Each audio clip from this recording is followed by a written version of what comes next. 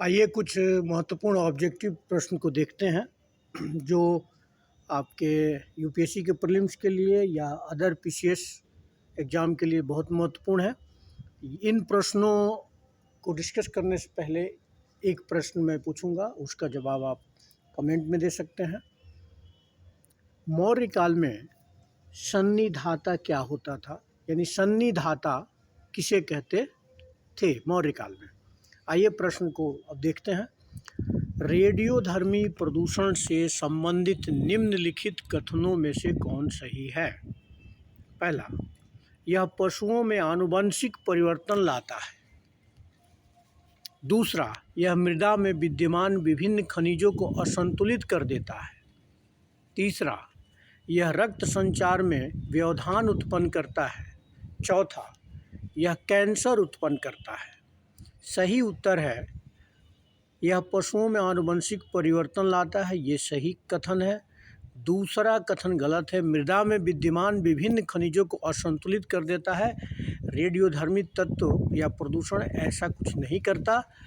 तीसरा, यह रक्त संचार में व्यवधान उत्पन्न कर देता है, यानी बाधा उत्पन्न कर देता है, ये सही है।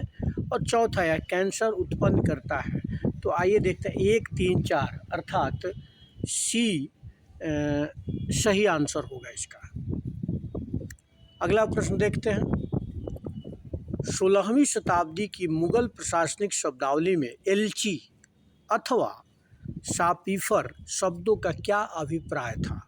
तो ये दोनों शब्द राजदूत के लिए आए हैं, एम्बेसडर के लिए आए हैं। अगला प्रश्न देखते हैं।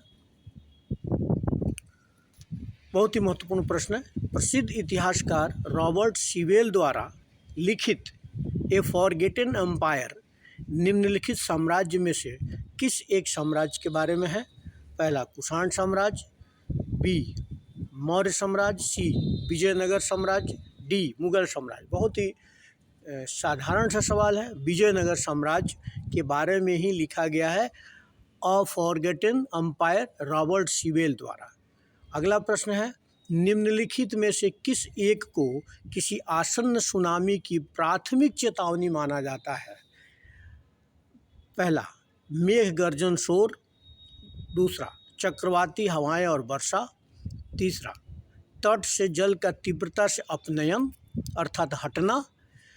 डी यानी चौथा, जल का थल की ओर तीव्र संचलन। तो प्राथमिक चेतावनी जब तट से जल का तीव्रता से अपनयन होता है, यानी दूर जाता है, उसी को प्राथमिक चेतावनी माना जाता है सुनामी का। अर्थात इसका सही आंसर होगा तट से जल का तीव्रता से अपनयन, सी। इस वीडियो को कृपया अन्य लोगों के पास भी शेयर कर दें ताकि वो भी इसका लाभ उठा सकें। बहुत बहुत धन्यवाद।